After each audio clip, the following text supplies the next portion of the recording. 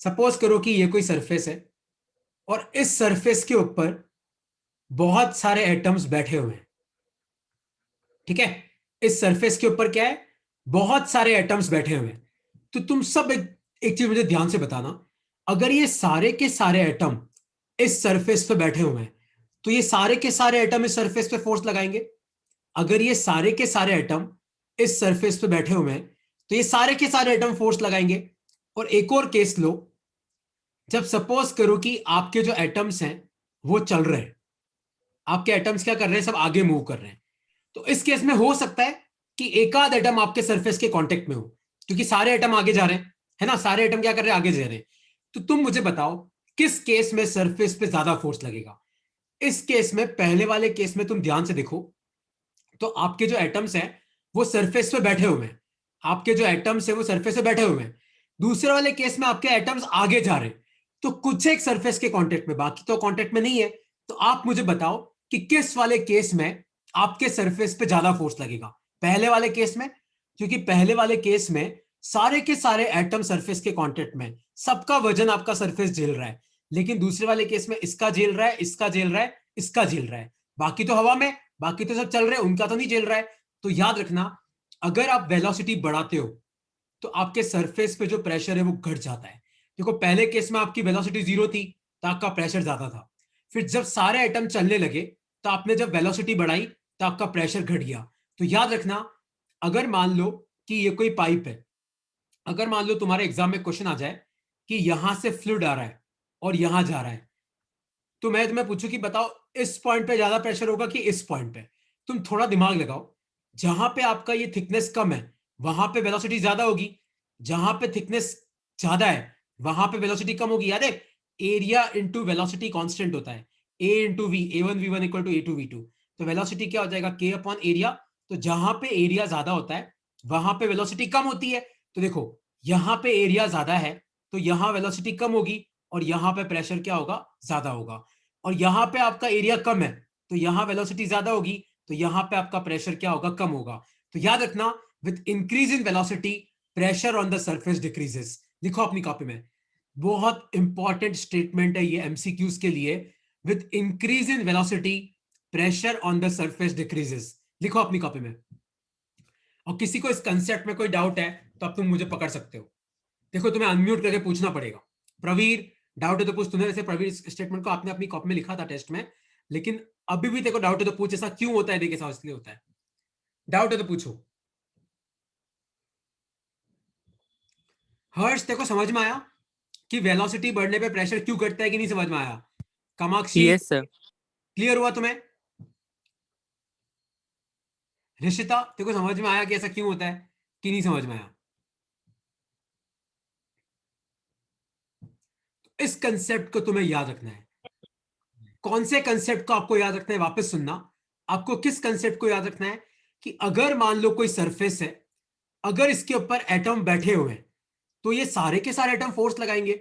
लेकिन अगर मान लो आपके एटम चल रहे हैं तो कुछ एक एटम आपके सरफेस के कांटेक्ट में होंगे, खाली वही फोर्स लगाएंगे। तो वेलोसिटी बढ़ाने पे आपका प्रेशर क्या हो जाता है, घट जाता है। और इसका सबसे इंपॉर्टेंट एप्लीकेशन है मैग्नस इफेक्ट। इसका सबसे इंपॉर्टेंट एप्लीकेशन क्या है, मैग्नस इफेक्ट। तो अब तुम सब ध्यान से देखना, मैग्नस इफेक्ट क्या होता है। किसी को इसमें कोई डाउट है तो पूछो। हेतल, कोई डाउट है बेटा तो पूछ ले यार। वंश, विदुषी, कोई डाउट है तो पूछो इस कंसेप्ट में। No sir. कोई डाउट नहीं है तो अब तुम एक वीडियो देखो। तुम सबको ये वीडियो नजर आ रहा है? हर्ष, वीडियो दिख रहा है तेरे को ये? Yes sir. देखो हो क्या रहा है इस वीडियो में, किसी ने बॉल ऊपर फेंकी। देखो बॉल हिसाब से वर्टिकल जानी चाहिए थी, लेकिन ध्यान से देखो तुम्हारी बॉल आगे चली गई। दिख रही है तुम्हें? तो तुम्हारी बॉल का मोशन हो यस कैसा सर। रहा है, अब तुम ध्यान से देखो। तो इस वीडियो में बेसिकली क्या बताया गया है, तुम इस कंसेप्ट को समझना है ना। एक सेकंड रुकना, बस मेरे को ड्राइंग कर लेते ना। तो हो क्या रहा है, किसी ने एक बिल्डिंग से एक बॉल को फेंका, तो हिसाब से तो बॉल को कहां गिरना चाहिए था, नीचे। लेकिन आपकी ये बॉल जा कैसे रही है, ऐसे। देखा तुमने? इसको बोलते हैं मैग्नस इफेक्ट। इसको क्या बोलते हैं, मैग्नस इफेक्ट। अब ऐसा क्यों होता है, अब तुम सब ध्यान से समझना। ऐसा क्यों होता है, अब आप सब ध्यान से समझना। देखो, सपोज करो कि ये आपकी बॉल है और आपने आपकी बॉल को ऐसे रोटेट करते हुए नीचे भेजा। आपने आपकी बॉल को इस तरीके से रोटेट करते हुए नीचे भेजा। तो ध्यान से देखना, आपकी बॉल रोटेट भी ऐसे कर रही है और आपकी बॉल जा भी नीचे रही है। तो इधर दोनों वेलोसिटी ऐड हो जाएगी। तो इधर तो आपकी वेलोसिटी बढ़ जाएगी, तो आपका प्रेशर क्या हो जाएगा, घट जाएगा। लेकिन बॉल के इस तरफ लेफ्ट हैंड में देखो, आपकी बॉल घूमते हुए तो ऐसे आ रही है, पर बॉल जा नीचे रही है। यहां पे दोनों अपोजिट है, तो यहां पे आपकी वेलोसिटी घट जाएगी, तो आपका प्रेशर बढ़ जाएगा। तो तुम ध्यान से देखना, समझना इसको। इधर से आपका प्रेशर ज्यादा है, इधर से आपका प्रेशर कम है। तो आप खुद मुझे बताओ, अगर किसी प्लेट पे इधर से प्रेशर ज्यादा होगा और इधर से प्लेट प्रेशर कम होगा, तो आपकी प्लेट कहां जाएगी, उधर। तो इसलिए आपकी बॉल कैसे जा रही है, ऐसे जा रही है। इसको बोलते हैं मैग्नेस इफेक्ट। कोई डाउट है तो पूछो। मैग्नेस इफेक्ट किस पर डिपेंड करता है, प्रेशर और वेलोसिटी के कंसेप्ट पे। तो अगर वेलोसिटी बढ़ती है तो प्रेशर घटता है, वेलोसिटी घटती है तो प्रेशर बढ़ता है। अब कोई डाउट है इसमें तो आप मुझसे पूछ सकते हो।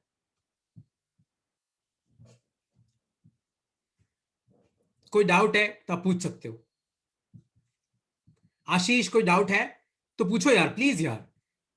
मैं बहुत फोर्स करता हूं तुम्हें डाउट पूछने के लिए, पूछो। देखो मैं वापस समझाता हूं। मुझे पता है तुम्हें समझ में नहीं आया, पर तुम बोलते ही नहीं हो यार। बहुत गंदी आदत है, पता है ये।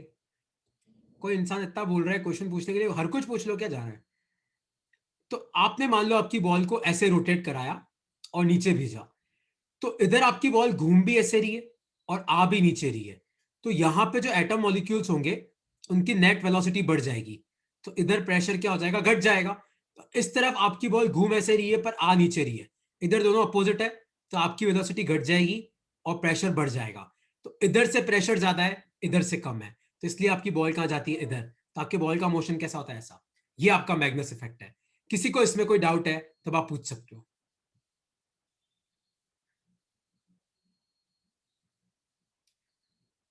कोई भी डाउट है तो पूछो, नहीं डाउट है तो फिर मैं नेक्स्ट टॉपिक पे आ रहा हूं। क्लियर हुआ सबको। सर लेफ्ट साइड में प्रेशर बढ़ने से कुछ बॉल उधर नहीं जानी चाहिए क्या? इधर से प्रेशर मतलब बढ़ेगा ना यार। जैसे ये प्लेट है, मान ले तो इधर ज्यादा प्रेशर लगा, इधर कम प्रेशर लगा, तो तू बता प्लेट कहाँ जाएगी, उधर ही जाएगी ना। ओके सर, हाँ हाँ, वो घूम के उधर चली जाएगी। आया तुम्हें यस। समझ में। अच्छा, नेक्स्ट लिखो अपनी कॉपी में, हाइड्रोलिक ब्रेक। तुम्हारी गाड़ी में जो ब्रेक होता है, देखो वो कैसे काम करता है। Hydraulic brake. तुम सबको ये वीडियो दिख रहा है, यहाँ पे मैंने एक GIF अटैच कर रखा है, देखो। सब इस वीडियो को ध्यान से देखना एक बार। देखो, तुम्हें दिख रहा है, देखो जैसे ही ये ब्रेक प्रेस करेगा, तो जैसे ही ये ब्रेक प्रेस करता है, देखो क्या होता है। तो जैसे ये ब्रेक लगाता है, तो देखो यहां पे फ्लूइड, अभी ये भरा है, खाली है, देखो सिलेंडर। देखो यहाँ पे फ्लूइड आ गया, और जैसे ही फ्लूइड आता है तो ये नीचे कंप्रेस होता है, और ये आपकी गाड़ी का टायर है। तो ये पास में आ जाते हैं और टायर को पकड़ लेते हैं, आपका ब्रेक लग जाता है। ये टायर है इधर वाला, वो टायर नहीं है, ये टायर है। टायर मतलब ये आपका जो पूरा सिस्टम है ना, ये शाफ्ट, सॉरी उल्टा लगा दिया मैंने। ये आपका शाफ्ट है, ये आपका टायर है। तुम्हें दिख रहा है कि नहीं, समझ में आया डायग्राम। Yes sir sir. नहीं समझ रहा। नहीं समझ में आया, देख वापस देखना। एक्चुअली बहुत तेज चल रहा है, एक सेकंड में वापस समझाता हूँ। हर्ष ध्यान से समझना एक बार। जिसको समझ में आ गया वो एक बार डायग्राम को बता। देखो, देख हर्ष, जैसे ही इसने ब्रेक लगाया, तो देख अभी इस सिलेंडर में, ये सिलेंडर खाली था। अब ब्रेक लगाए, देख लाल लाल फ्लूइड आ जाएगा इसमें, आया लाल लाल। तो जैसे ही यहां पे लाल लाल फ्लूइड आता है, तो ये तेरा पिस्टन है, ये ब्लू कलर का। ये पिस्टन नीचे जाता है और क्या करता है, देख इन दोनों ग्रीन ग्रीन को पास में ले आता है। तो ये ग्रीन ग्रीन आके इस शाफ्ट से चिपक जाते हैं, इसको पकड़ लेते हैं, फिर ये घूम नहीं पाएगा। Okay sir. क्लियर हुआ। मैं तुम्हें ये ना GIF भेज दूंगा, तुम आराम से इसको बना लेना अपनी कॉपी में, तुम्हें समझ में आ जाएगा। तो ये है हाइड्रोलिक ब्रेक। किसी को अब इसमें कोई डाउट है तो आप पूछ सकते हो। क्लियर हुआ तुम्हें। फालतू की थ्योरी में नहीं लिखवा रहा हूं, डायग्राम समझ लो। तो एग्जाम में कोई तुम्हें पूछे कि हाइड्रोलिक ब्रेक कैसे काम करता है, तो इट वर्क्स ऑन, है क्या, देखो यहां पे आपका फ्लूइड आता है, इधर पिस्टन में भर जाता है, और ये दोनों चिपक के इसको रोक देते हैं। ठीक है, ये आपका हाइड्रोलिक ब्रेक है। किसी को इसमें कोई डाउट है तो पूछो। आशीष, कोई डाउट है तो पूछो यार। ओके, कोई डाउट नहीं है तो नेक्स्ट लिखो, हार्ट अटैक। नेक्स्ट टॉपिक लिखो, हार्ट अटैक कैसे आता है। तुम में से किसी को पता है हार्ट अटैक क्यों आता है? देखो अब मैं तुम्हें समझाता हूं हार्ट अटैक का बर्नौली से क्या रिलेशन है। देखो, ये सपोज करो कि तुम्हारी कोई ब्लड वेसल है जिसमें ब्लड ट्रैवल करता है, ठीक है। अब हार्ट अटैक पता है कब आता है? जब अंदर आपका कोलेस्ट्रॉल बढ़ जाता है और इस तरीके से इसमें ब्लॉकेज हो जाता है। यहां पे क्या हो जाता है? इस तरीके से यहां पे क्या हो जाता है? ब्लॉकेज, ताकि खून को जाने में दिक्कत होती है। आपका जो खून है उसको हार्ट तक पहुंचने में दिक्कत होती है। तो तुम मुझे एक बात बताओ, अगर किसी पाइप में पानी आ रहा है ना, मान लो कि इस पाइप में पानी आ रहा है, और मान लो कि अपन यहाँ पे क्या करते, कभी पता है तुम कभी करना ऐसे, तुम्हारे अगर घर में नल से पानी निकलता है, कभी नल के आगे आधी उंगली लगाना, तो देखना यहाँ पे पानी तेज तेज निकलेगा। किसी ने ट्राई किया है? गार्डन में भी पानी छिड़कते वक्त अगर तुम पाइप के आगे हाथ रख देते हो आधा, तो फिर पानी को इतने एरिया में से निकलना होता है तो पानी बहुत तेज निकलता है। कभी आपने देखा है ये? Yes sir. है ना? तो देखो, अगर यहाँ पे ब्लॉकेज है तो तुम खुद सोचो, यहां से जो ब्लड आ रहा है, यहां से जो ब्लड आ रहा है, वो ब्लड यहां पे जब आएगा तो ब्लड की वेलोसिटी बढ़ जाएगी, क्योंकि अब ब्लड के पास कम एरिया निकलने के लिए वेलोसिटी बढ़ जाएगी, तो वेसल के अंदर का प्रेशर घट जाएगा, क्योंकि वेलोसिटी बढ़ती है तो प्रेशर घटता है, और अंदर का प्रेशर घटेगा, बाहर का प्रेशर ज्यादा होता है। तो ये प्रेशर क्या करेगा, यहां बाहर प्रेशर ज्यादा है अंदर कम है, तो ये वेसल पे फोर्स लगाता है और इससे आपका हार्ट अटैक आता है। यहां पे आपकी वेसल टूटने का खतरा होता है ना? क्योंकि आप खुद सोचो, अंदर आपका प्रेशर घट गया, बाहर आपका प्रेशर बढ़ गया, तो रप्चर हो जाता है ना? आप खुद सोचो, अगर कोई पाइप है, आप बाहर से प्रेशर लगाओ तो यहां पे इसको टूटने का खतरा होता है, इसलिए आपका हार्ट अटैक आता है। तो अगर यहाँ हार्ट में क्या होता है, जो ब्लड वेसल है उसमें ब्लॉकेज आ जाता है, ब्लॉकेज के कारण अब ब्लड को जिस एरिया से ट्रैवल करना है वो एरिया कम हो गया, तो ये एरिया कम हो गया तो यहाँ पे वेलोसिटी बढ़ जाएगी, वेलोसिटी बढ़ जाएगी तो प्रेशर घट जाएगा। अब बाहर का प्रेशर ज्यादा है, अंदर कम है, तो यहाँ पे आपका रप्चर हो जाता है, वेसल टूटने का खतरा होता है ना? इसलिए आपका हार्ट अटैक आता है। कोई डाउट है तब आप पूछ सकते हो। तो देखो अपनी कॉपी में, heart attack is caused when there is a blockage in blood vessel, there is a blockage in blood vessel which increases the velocity of blood, which increases the velocity of blood and decreases the pressure inside the vessel, which increases the velocity of blood and decreases the pressure inside vessel. Since the outside pressure is high, ये मैं तुम्हें दे दूंगा, इसके notes में तुम्हें भेज दूंगा। Since the outside pressure is high and inside is low, it will cause the rupture, और इस कारण यहाँ पे रप्चर हो जाता है। तो इस तरीके से आपका, देखो आप खुद सोचो, इक्वेशन ऑफ कंटिन्यूटी कितना काम की है ना? किसी को अब इसमें टॉपिक में कोई डाउट है तो पूछ सकता है।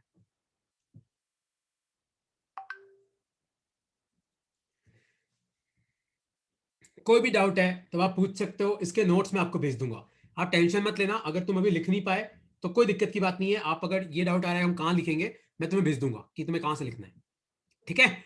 ओके, अब दो चीजें और है, फिर अपना ये चैप्टर खत्म हो जाएगा। तो लिखो अपनी कॉपी में, टॉपिक लिखो, how to calculate atmospheric pressure. How to calculate, तो एटमॉस्फेरिक प्रेशर को हम कैसे कैलकुलेट करेंगे? How to calculate atmospheric pressure. Topic लिखो अपनी कॉपी में, how to calculate atmospheric pressure. लिखो अपनी कॉपी में, टॉपिक लिखो कि एटमॉस्फेरिक प्रेशर को हम कैसे कैलकुलेट करेंगे।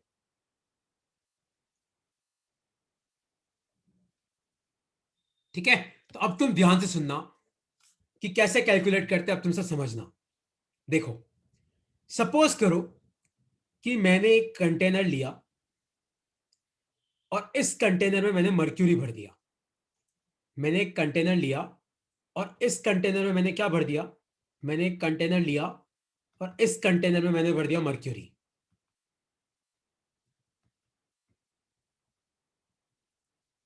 और मान लो कि मर्क्यूरी की डेंसिटी है रो, ठीक है? और फिर मैंने क्या किया, मैंने एक टेस्ट ट्यूब ली। मैंने क्या लिया?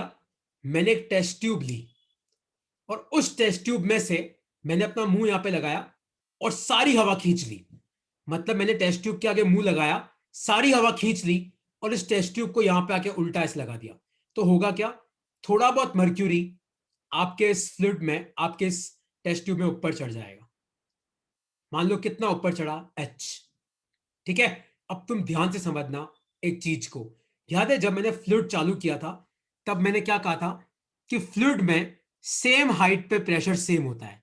तो मान लो ये पॉइंट है आपका ए, ये पॉइंट है आपका बी, तो ए और बी पे आपका प्रेशर सेम होगा, क्योंकि फ्लूइड में सेम हाइट पे आपका प्रेशर क्या होता है, सेम।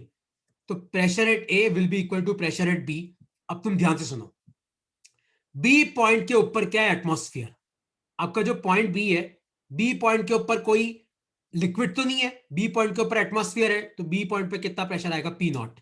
अब प्रेशर एट ए की बात करते हैं। देखो अपन ने अंदर से सारी हवा निकाल ली थी, मतलब ऊपर तो कोई एयर नहीं है, नो एयर, तो पी नॉट तो नहीं आएगा। तो ए पॉइंट के ऊपर क्या है, एच हाइट तक लिक्विड है जिसकी डेंसिटी रो है, तो एच रो जी।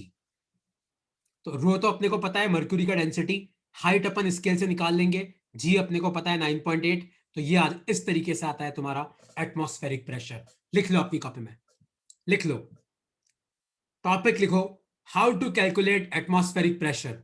लिखो अपनी कॉपी में, how to calculate atmospheric pressure, और लिख लो अपनी कॉपी में इसको।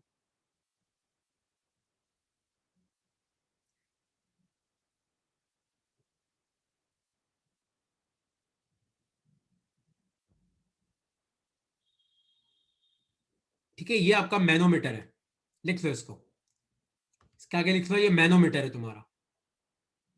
सर बी पे और कोई प्रेशर नहीं नहीं लगेगा? बेटा, बी पे देख, तुझे याद है मैंने जब फ्लूइड मैकेनिक्स पढ़ाया था तो मैंने तुम्हें सिखाया था कि अगर मान लो कोई कंटेनर है, जैसे मान लो इसमें कोई फ्लूइड भरा हुआ है, ठीक है, इसमें कोई फ्लूइड भरा हुआ है, तो सरफेस से एच हाइट नीचे, मान ले मैं इस पॉइंट पे प्रेशर पूछूं और ऊपर मान ले एयर है, तो कितना प्रेशर होता है, P naught plus H rho जी।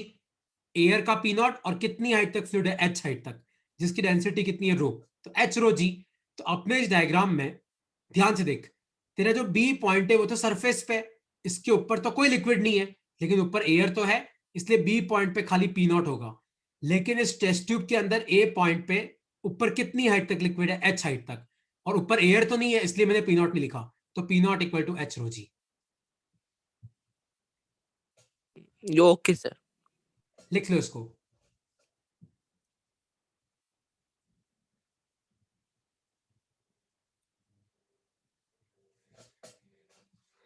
ठीक है, और कोई डाउट है इसमें तब आप पूछ सकते हो, किसी को इस चैप्टर में और भी कोई डाउट है तब आप क्लियर कर सकते हो।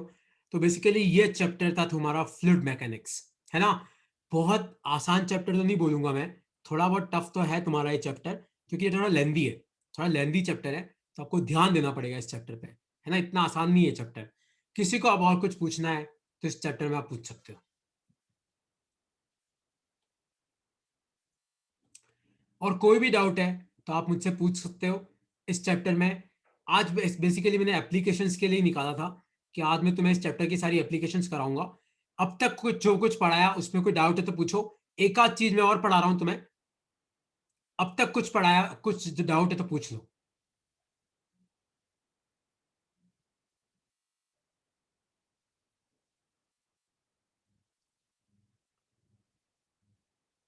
तो इस चैप्टर में स्टोक्स लॉ, विस्कस लॉ, आपकी टर्मिनल वेलोसिटी, सरफेस टेंशन हो गया, विस्कोसिटी हो गया, पास्कल्स लॉ हो गया, आपका बायोन फोर्स हो गया, ये सारे टॉपिक तुम्हारे दिमाग में फिट होने चाहिए, क्योंकि ये पूरा चैप्टर बहुत इंपॉर्टेंट है।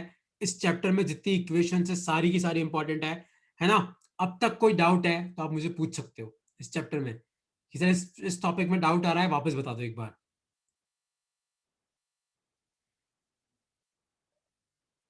ओके, कोई डाउट नहीं है तो अब तुम ध्यान से देखना। एक्चुअली एक दो क्वेश्चन मैं तुम्हें करा रहा हूं, अब तुम ध्यान से सुनो, है ना। एक चीज तुम याद रखना, इक्वेशन ऑफ कंटिन्यूटी कभी मत भूलना, a1 v1 equal to a2 v2, कभी मत भूलना इक्वेशन ऑफ कंटिन्यूटी, कि किसी भी पाइप में जितना फ्लूइड अंदर जाता है ना उतना ही फ्लूइड बाहर निकलता है। तो जैसे मान लो कि ये वाला एरिया a1 है, यहाँ पे फ्लूइड जा रहा है v1 से, ये वाला एरिया a2 है, यहाँ पे फ्लूइड निकल रहा है v2 से, और मान लो ये वाला एरिया a3 है, यहाँ पे फ्लूइड निकल रहा है v3 से। तो जितना फ्लो रेट अंदर होगा उतना ही बाहर होगा, तो अंदर कितना जा रहा है, a1 v1, यहां से कितना बाहर निकल रहा है, a2 v2, नीचे से कितना बाहर निकल रहा है, a3 v3। तो जितना फ्लो रेट अंदर की तरफ होगा उतना ही फ्लो रेट आपका बाहर की तरफ होगा। एक तो ये कंसेप्ट कभी मत भूलना, ये बहुत इंपॉर्टेंट है। खासकर तुम कोई भी एमसीक्यू का एग्जाम दो तो एक क्वेश्चन इसका जरूर मिलता है इस टॉपिक का, तो एक कंसेप्ट तुम्हें ये याद रखना है, ठीक है। उसके बाद मैंने एक टॉपिक तुम्हें पढ़ाया था कैपिलरी राइज, याद है? मैंने तुम्हें एक टॉपिक पढ़ाया था H equal to 2s cos theta upon R rho g. ये फॉर्मूला बहुत इंपॉर्टेंट है, इस फॉर्मूले के बहुत क्वेश्चन आते हैं। एस मतलब होता है सरफेस टेंशन, आर मतलब रेडियस, रो मतलब डेंसिटी, जी मतलब होता है acceleration due to gravity, H मतलब आपका फ्लूइड कितना हाइट चढ़ गया। कोई भी कैपिलरी में आपका फ्लूइड कितना हाइट चढ़ेगा इस फॉर्मूले से पता पड़ता है ना।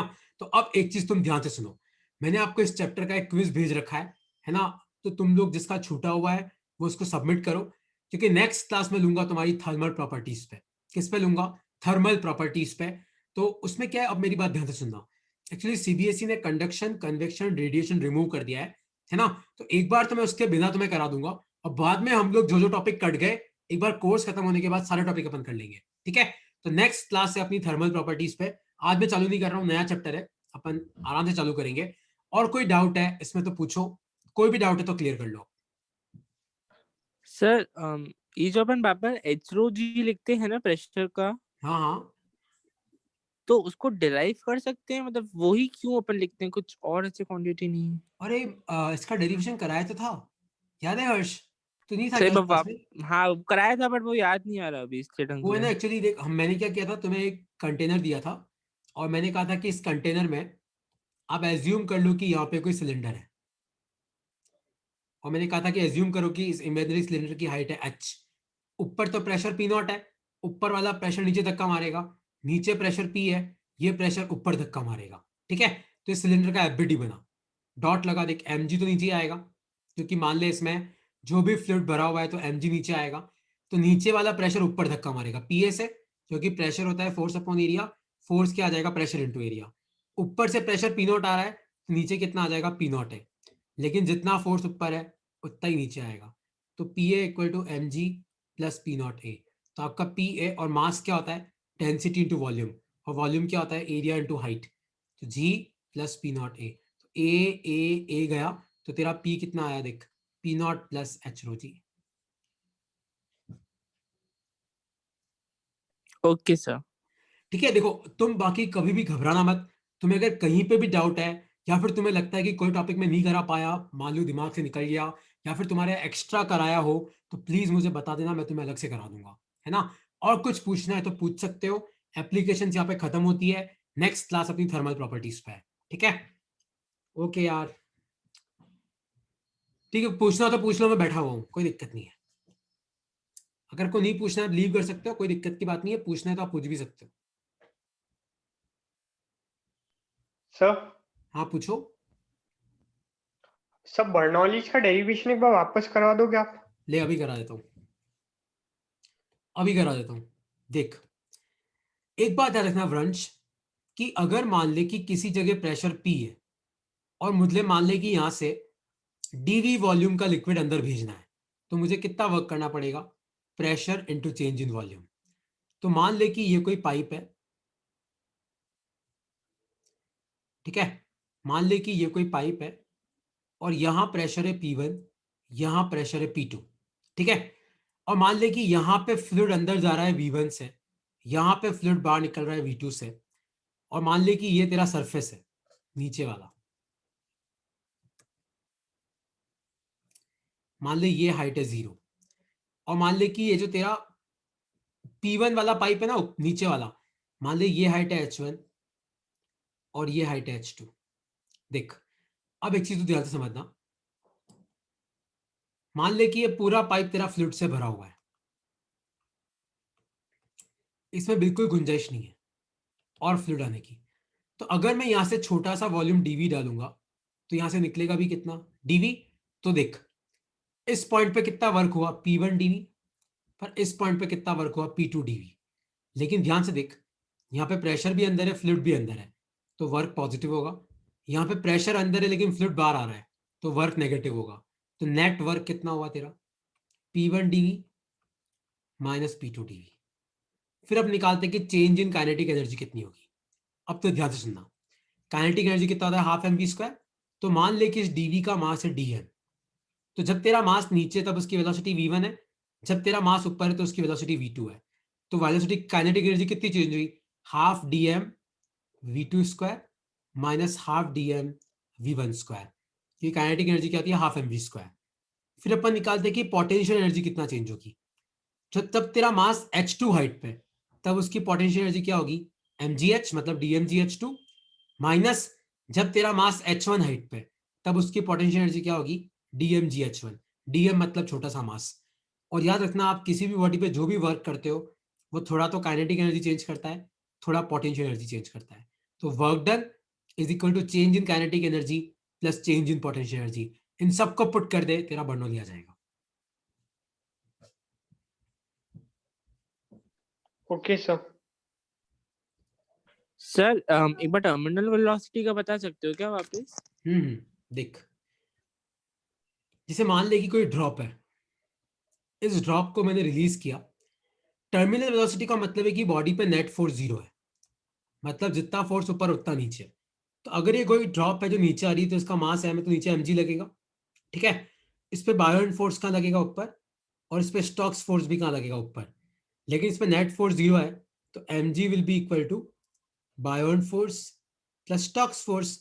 मास को अपन क्या लिख सकते हैं, मान ले कि यहाँ पे बाहर जो एयर है उसकी डेंसिटी रो है, और मान ले अंदर की डेंसिटी है सिग्मा, सॉरी बाहर की डेंसिटी सिग्मा है, अंदर की रो है। तो मास को अपन क्या लिख सकते हैं, डेंसिटी इंटू वॉल्यूम। वॉल्यूम कितना है, 4/3 πr³ जी, जी की जगह जी। बायोंट फोर्स क्या होता है, डेंसिटी ऑफ फ्लूइड इंटू कितना वॉल्यूम फ्लूइड के अंदर है, देखो पूरा का पूरा ड्रॉप फ्लूइड के अंदर है, इंटू जी। और स्टॉक्स फोर्स क्या होता है, 6π∗rv। बस इसको उधर भेज दे और 6π∗r को नीचे भेज दे, तो वी मिल जाएगा। ये वी वेलोसिटी है। टर्मिनल वेलोसिटी पे नेट फोर्स जीरो होता है। नेट फोर्स जीरो का मतलब है कि जितना फोर्स ऊपर है उतना ही नीचे। तो ऊपर क्या है तेरा बायोंड और स्टॉक्स, नीचे क्या है तेरा ग्रेविटी। और इसका ग्राफ बना लेना, इसका ग्राफ ऐसा कुछ आता है। सर ये पानी का ड्रॉप गिर कहाँ रहा है, मतलब पानी में ही गिर रहा है वापस? नहीं नहीं, बादल से तेरा पानी का ड्रॉप निकला और हवा में गिरते हुए जमीन तक पहुंच रहा है। तो ऐसा बॉयंट फोर्स क्यों लगेगा ऊपर की तरफ? बहुत कम लगता है, बहुत कम। लेकिन क्या है कि ये ना, नहीं मतलब बॉयंट फोर्स तो अब लगता है ना जब अपन पानी के अंदर कोई चीज नहीं, जब अपन। फ्लूइड के अंदर किसी भी, ओके। जैसे अभी तू बैठा हुआ है ना तेरे घर में, तेरे आसपास एयर है, एयर क्या, एयर भी फ्लूइड है। तो अभी तेरे पे भी बायोन फोर्स लग रहा है, लेकिन वो इतना कम है कि तेरे को महसूस ही नहीं हो रहा है। तो मतलब बॉयंट फोर्स हर जगह लग रहा है, मतलब एयर की वजह से यहाँ पे। हाँ, जैसे स्पेस में तो नहीं लगेगा, लेकिन जैसे अगर तू मान ले हाँ। एटमॉस्फेयर में कहीं पे भी है, सब जगह लगेगा। लेकिन एयर की डेंसिटी इतनी कम होती है कि हम इग्नोर कर देते हैं, लेकिन पानी की डेंसिटी ज्यादा होती है तो अपन इग्नोर नहीं कर सकते। Okay sir, okay.